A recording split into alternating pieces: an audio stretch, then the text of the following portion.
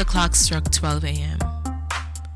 As I slid into another birthday, I laid there and I asked myself, what have I done with these years? What difference can I make? What would I say to the younger me? Come on this journey with me so that I can share my journey, others' journeys, hoping that you will get something out of it and that you'll be better for it. Learn from the mistakes and not make them again. Leave a legacy and serve where you can. Welcome to the Younger Me podcast. Hey, welcome again to the Younger Me podcast. As we continue our conversation, I have with me my husband, my better half, Dwight. And I'm still blushing, I'm still smiling. Welcome as we continue to talk about us. It's good to be back. So I think we should continue from where we left off. What do you think? If we should, We should talk about how you met my parents. I think we kind of stopped somewhere there from our last conversation. And I wanted to just kind of unpack what that was like. And however far we get to, we'll see where the conversation goes. But I remember it was a Sunday. Do you remember? Yeah, it was. Yeah, it was a Sunday when we agreed that you would come over and meet my parents. And mom and dad, I was excited but nervous. I was excited because I know for you to meet my parents was important for me at that time in our getting to know each other. And it also made me more aware that for you wanting to meet my parents, that there was something about me and my family that you wanted to know more of, and that you wanted to not only just be like passing, but you want them to know who you are. And so I was glad. I was nervous because I know my mom would receive you in a different way from my dad. And I say that not because my dad over time didn't get to know you and love you, but because at that time, as a teenager, and introducing you to my parents, and I say our parents because I'm 7 of 7 children. I have 5 amazing brothers and 1 amazing sister. One of my brother died. May his soul rest in peace. John, Derek, aka Derek. But I was at the time scared because, here I am bringing you into my world, and I know my dad's mindset and how he would feel about me saying, yeah, I have a boyfriend. And I already had told my mom. I just didn't tell my dad. So this was me kind of like bringing you into our world, into my home, and more specifically into my yard because he was not allowed into the home. But that's okay. So I remember it was a Sunday that you came by and were up on the balcony looking down, and you were at the gate. And I remember my dad coming in and said, there's a boy at the gate. Who is that? And you remember? Yep. And what happened? No, first I think your mom came down first. Oh, it was mom. Yeah, actually, mom came downstairs. Yeah, she came downstairs, and I met her first. Yeah. And then your dad was literally on the balcony, just looking down. Didn't say a word. Yeah. Didn't say anything. But then he said something like, "Who was that?" or "Who was that?" Yeah, and I guess your mom responded to I think she said something to the effect like, "Some go inside." Yeah, something like that. And then she said, "It's Tracy's friend." It's Tracy's friend. Yeah, Tracy's my pet name, by the way. I'm not called Roseanne in any way in Jamaica where we were born, where I was born. I'm not called Tracy. I'm not called Roseanne. Neither am I called Roseanne around my family, close friends, or just people that meet that I may say, yeah, my name is Tracy versus I say my name is Roseanne, because if you're from the island more so than here, we all have pet names. We have AKA, we have that name that we go by. And a lot of times our friends don't know our real names until something comes up and they're like, what? Your real name is so and so? And that's a whole other story. We'll unpack that another day. But yeah, I remember mommy telling daddy to go inside because she knew where my dad's reaction was coming from. And it wasn't from a place of, he was not upset in the sense that there was a stranger at the gate. He was more concerned because it was Tracy's friend. Never was there a friend of Tracy before who was a male who've come to the gate. So who was this guy? And I remember when he was looking down, and then my other brother, Derek, the one that passed, he came out and he was like, who is that, Dwight? I'm said Doobie. I don't remember. I don't remember what he said. Yeah, I think he called you Dwight. I don't think I ever told him you were your Doobie. Yeah. Your pet name. Didn't really call me by my pet name. So yeah, and I remember him saying to my dad, "Just take it easy, Daddy. You know, it's Tracy's friend." And my mom received you well. Yeah. Better than my daddy did. Of course. But over time, I think you guys formed an amazing relationship. And you coming that day to meet my parents was very important because, I'm going to use the word that you wanted to be a staple in my life and in my family's life, and to let not only my mom see who you are, but also you meeting both of them, but more so my mom, and what I've been telling her over those couple of months of meeting you. I also remembered you didn't talk to my dad that day. No, I haven't. Yeah. I initially didn't talk to your dad for a while. Yeah, for a long time. Yeah, for a very, very long time. I wouldn't say for a very, very long time, but for a while. Yeah. Conversation wasn't really exchange. Yeah, he didn't have much to say. Yeah. He didn't see his baby girl.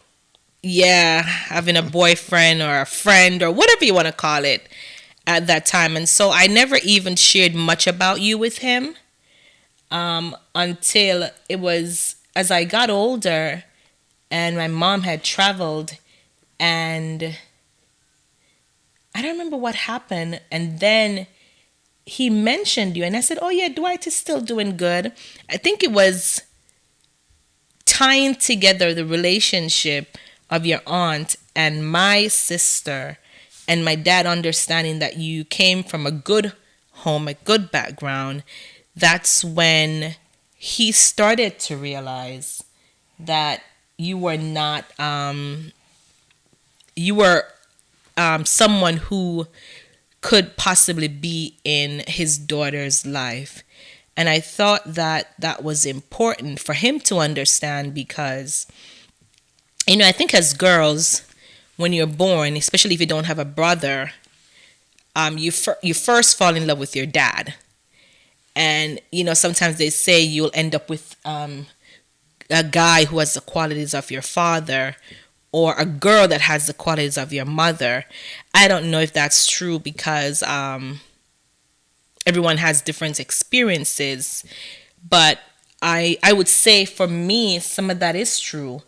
Because when I look back over my dad, who's no longer here with us, and I'll share that journey one day, and I know he's in heaven, and may his soul rest in peace.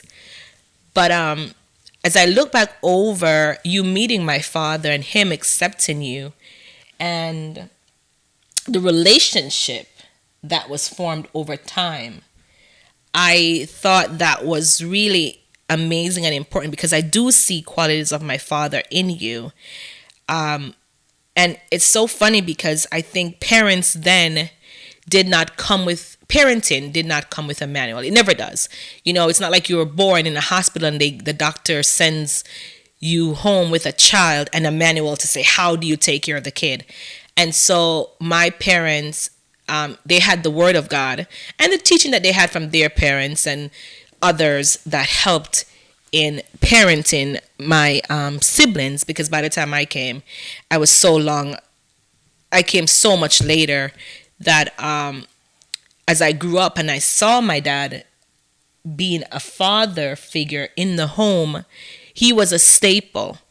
And you are a staple in our lives. You know, I see you as I think back, and when I'm trying to get back to what I said about girls, they say sometimes married to men who represents have qualities of their dad, and dad who are present, because some children don't even know their father.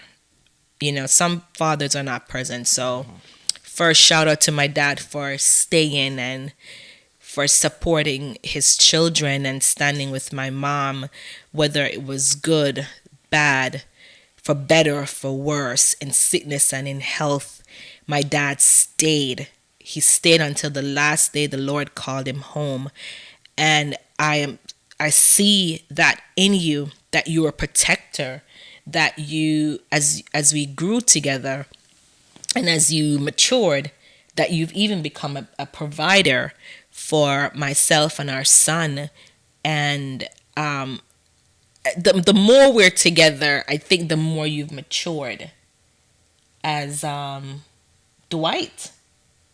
And I think that's amazing that, I see some of my dad in you.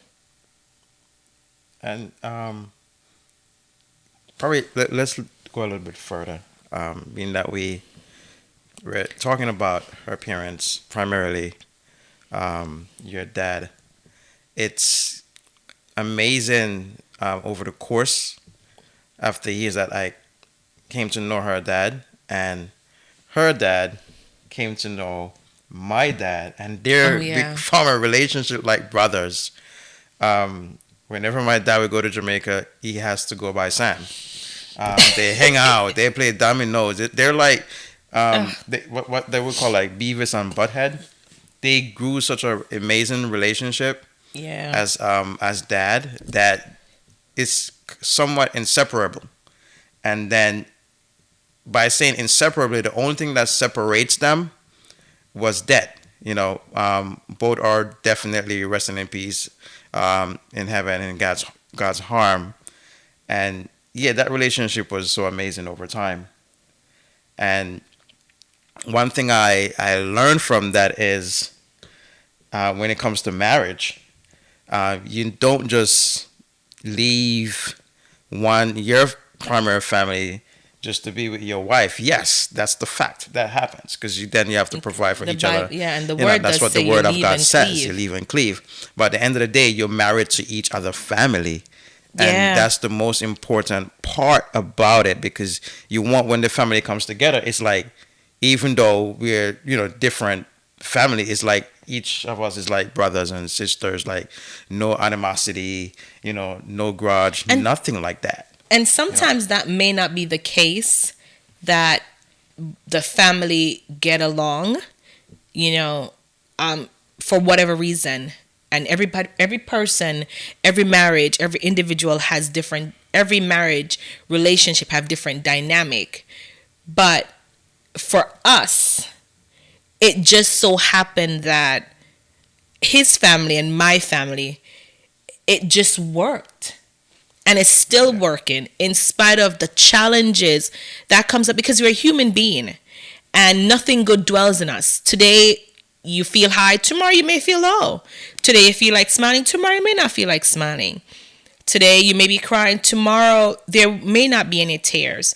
But our families, because of the relationship, has caused us to be even more intentional to each other, because there's an accountability.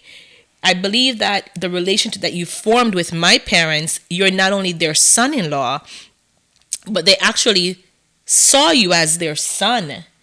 And I don't know, I can't speak for you, but I feel like you had some accountability to them even more, because, it's kind of like saying, when when we got to that place where we got married, it was because I feel like my dad had the confidence, and I knew he did, because not feel like, I knew that he did, because he said it, that he was agreeing to us getting married because he knew you would be a provider, a protector, someone who would love his daughter. And it's not going to be perfect, but because he's seen the consistency down through the years. Because remember, I left my parents on my own in college, and you stayed. Things may have happened, but you stayed. And that meant so much to my parents. That meant so much to my dad. And I don't know the nature of a man, but I know it meant so much to him, because there was never a day that I wouldn't talk to my dad. I'm sorry. And he would not ask about you. And he would never say, my son-in-law. He would say, his son. He would never separate you from my brothers. And my brothers never saw you as their brother-in-law. My brothers accepted you. Yeah. They really did. And they still do. And they respect you. They love you. And there's nothing that my brothers wouldn't do for you, because of the mere fact that of how you treat me. And now with our son, how you treat our son. And how you treat our parents. Yeah. You've been there with mom and dad, down through the challenges that we've had. You've stayed. Right? Yes. It's just to piggyback. That's why I said, like, when you decide to get married, understanding that when you receive the blessing from, speaking on that's my side, receive the blessing from a parent, that's important. And the blessing didn't came with any hesitation. It was a blessing of anxiety, anxious, happy, proud, because of what they know. And it makes the relationship much easier. It makes it more, I'm going to say, secure, in that sense that, again, I mean, it's not perfect. Our relationship is nothing near perfect. We have our do ups and downs, but it just makes it easier when the parents are like I said, there's no such thing as in-law, Yeah. And when we describe each other, it's like, that's my son, that's my daughter. It's always been that way, since the beginning. That haven't changed, and it still hasn't changed. And like she said, her brothers is like my brothers. Yeah. It's whatever they will do for her, they do it for me just the same, and that's the blessing. So when you say the parents got to give you the blessing, that's really a blessing. That's what blessing really is. When you get your blessing from the parents and from the family. Yeah. I also, as you talked about parents, I remember your dad, especially, who has also, like you said, has passed on and he's in heaven. I remember your dad the first time I met him, and how warm he was, and how he never saw me as his daughter-in-law. He really saw me as his daughter, because I met your dad before I met your mom. I met your mom at graduation from high school, but I met your dad. When did I met your dad? No, you met my mom first. I don't think you met my dad first. There's no way. I didn't meet your dad first? The first time you met my mom was the high school graduation. And yeah, that's a story. Because she didn't want me to have a girlfriend. I mean... Yeah, his mom was like, you gotta focus no on school. way. You gotta focus on school. And that was the first time I was meeting her. And that was years later, us dating. It's not like we were dating and I met his mom as quick as he met my mom, my parents. I met his mother at graduation on a Sunday. And Yeah. she was like, who? Who's that? Yeah, But she was not having her son having a girlfriend. And mind you, he's an only child, y'all. So you know how mothers are with their sons. And I'm not trying to say it in a bad way, but that was her one kid. She has a plan for him, and it doesn't involve any type of girlfriend. at least not yet. Not yet. It was about school and getting education and whatever the next step is for your life. Yes.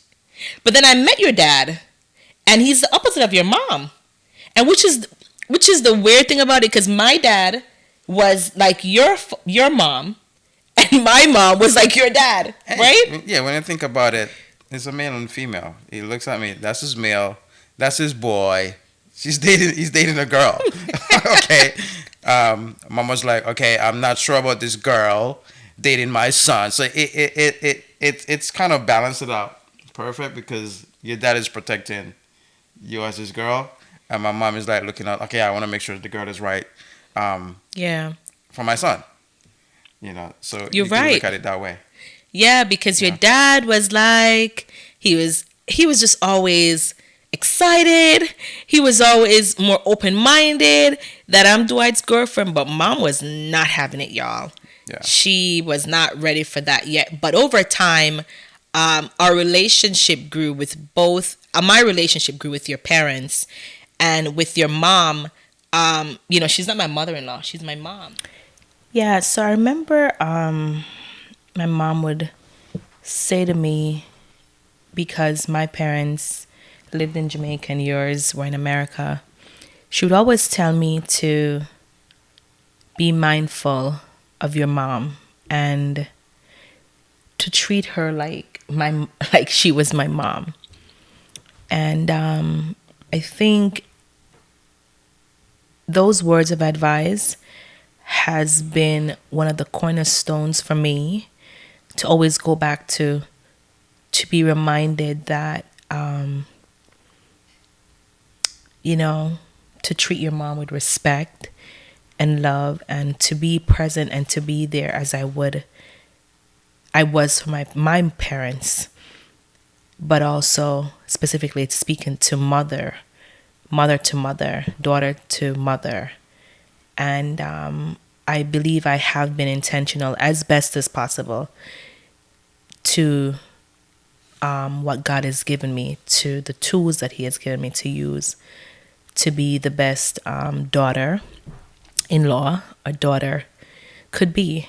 Not perfect, but being intentional about it as much as possible.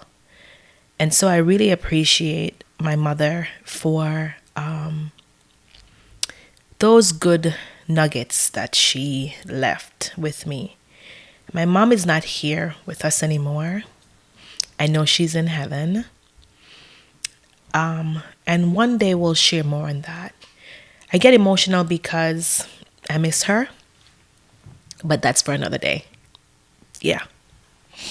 I mean, emotions is okay, because it's never easy to lose a loved one, especially your parents. Yeah. After they've been there for so many years, and the things that you can share with your parents, for the speaking for us per se. Not many people have that opportunity, so we appreciate that opportunity, that we could always call. We could always sit down whenever we visited in Jamaica. It's such a great feeling just to know that, look, I still have my parents. So those memories, it's still fresh. It's still there. Sometimes it's surreal. And I'm saying my parents because I see her parents as my parents as well. That's some reference to as my parents. Because I remember the last time we visited, before God called him home. We have a great time. And I remember we went down, I don't remember exactly where, I think it was like It's 27. 2019, No, right after Jeremiah was born. not. I'm not talking about that. I think when we went to The we beach? took them out to a beach, to the resort. Oh my That God, was before it was a yeah, Jeremiah. before. I think it was like 2016, 2017. I don't remember, but it was before Jeremiah. And we took my also adopted parents, the Silveras, brother Sil and sister Silvera, with us. Yeah. Yeah, that was an amazing time, and for us, it means a lot because at the time, we want to share some of the joy that we have. We want to give them that joy to let them know that you can still enjoy yourself at the age that they were. You still can go out. You still can appreciate the nature of life that God has given us. So we wanted them to really have that experience, and I think that's one experience that if we should ask them, if we're able to ask them today about it, they enjoyed it so much, and that's just a blessing as parents, because after everything that they have taught us, everything that they instill into us, is just a way for us to show appreciation to them. And I would urge anybody, do it. Don't be so don't plan things so much, but be spontaneous about it with your parents, because when they're gone, they're gone. You know, you can't share much of those memories. You can't share those times anymore. What left is the memories, but understand that can't speak for everybody, but it's great memories that they have left, things that they have taught us. And when I mean things that they have taught us to stay in the will of God, stay in the word of God, especially our dad. In his latter years, whenever we spoke on the phone, there's not 1 second, I'm gonna tell you, or a minute, that it doesn't mention God, grace, God, goodness. So we know in his latter years is his best years. The word tells us that our latter years will be greater, and for him, his latter years was greater because he makes God a priority in his life. So those things that they have taught us, it stick with us for today, and we're gonna continue to carry it. And my mom is still alive, so we're gonna show that appreciation to her. Especially now that she's retired. Try to take her places, experience life a little bit. Because growing up in Jamaica, I mean, we were kids to begin with, but they didn't really get that chance to even do that with her. So we want to take that opportunity to do that with them, with her, do that with her. And yeah, it's pretty much the story with our parents, and how we met each other and what happened during that time when parents become in the mix. But yeah, it's been good. It has been good. It has been a blessing. It has been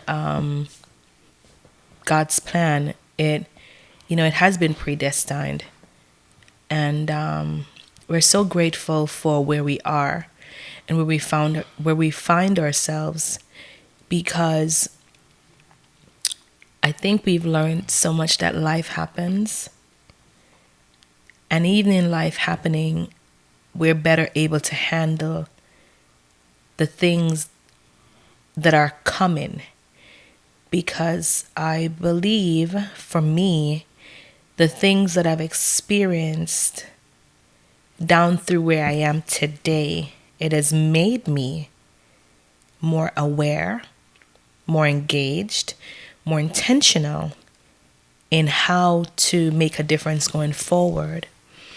Also being a mother, a parent, a wife, how to be more intentional going forward. I'm so glad that my parents who they were. I say that because I saw my mom ministered to my dad until she was not able to anymore. And that's a great blueprint that my mom has left to me, because nowadays, to be frank with you, a lot of what happened then doesn't happen now.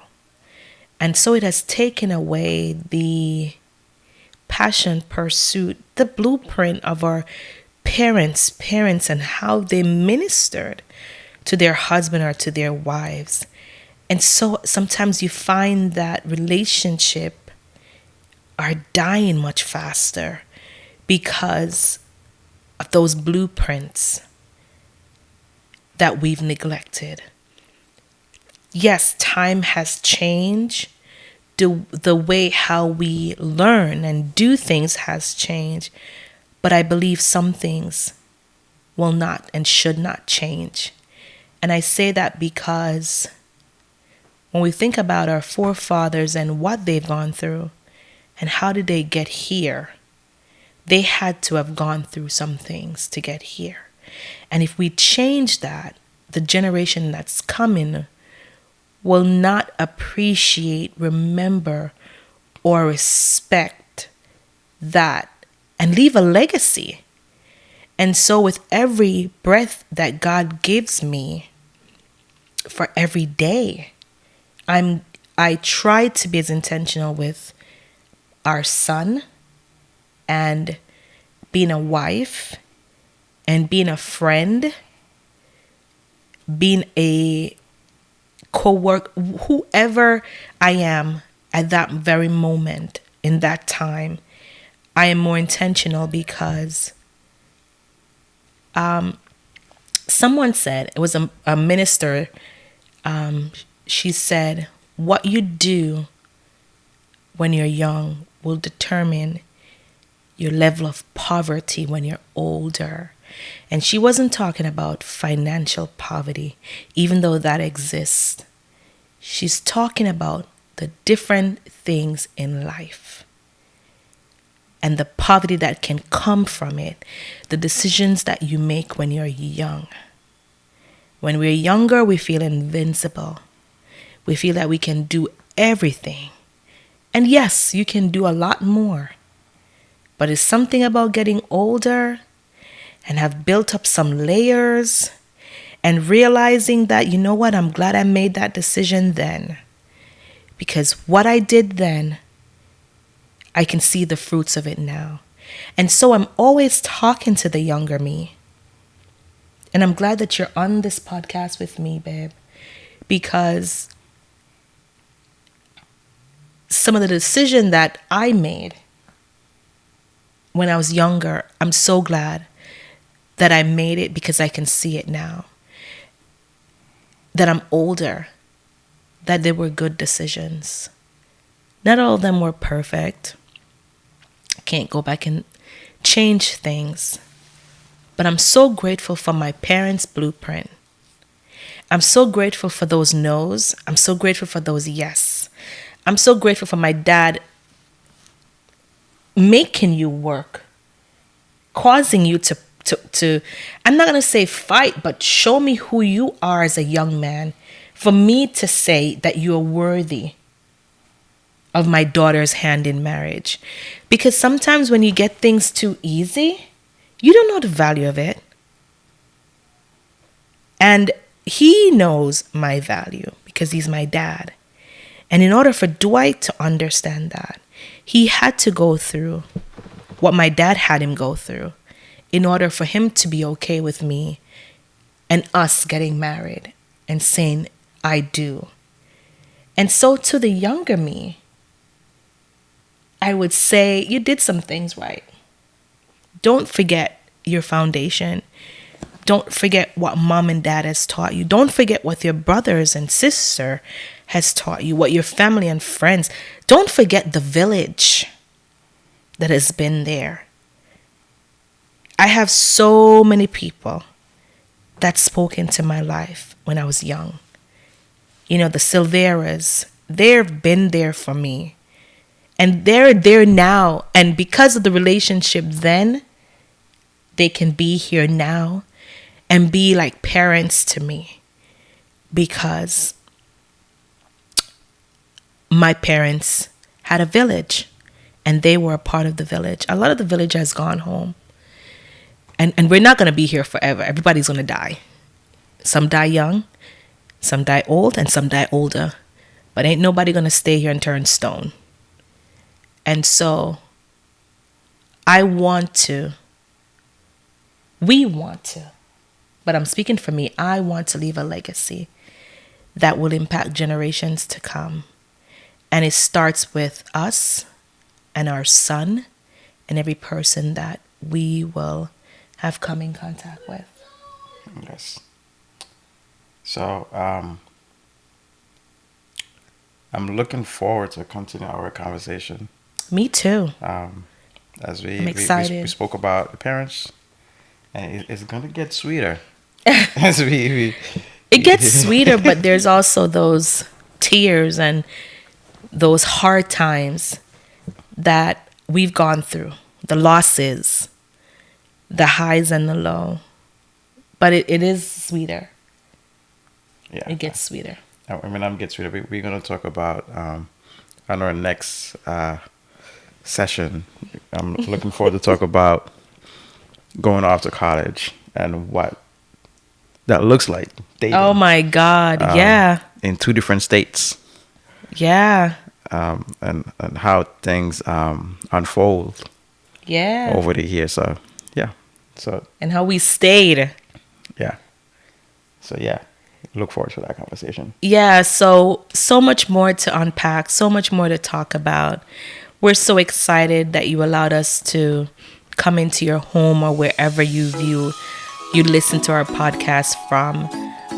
Thank you for your time. Thank you for joining the Younger Me podcast again. Like this video, share this video. If there's anything that resonate with you, send it to someone else. Hit the notification button so that when the next video drops, you will be the first to know. Thank you again for watching To The Younger Me podcast.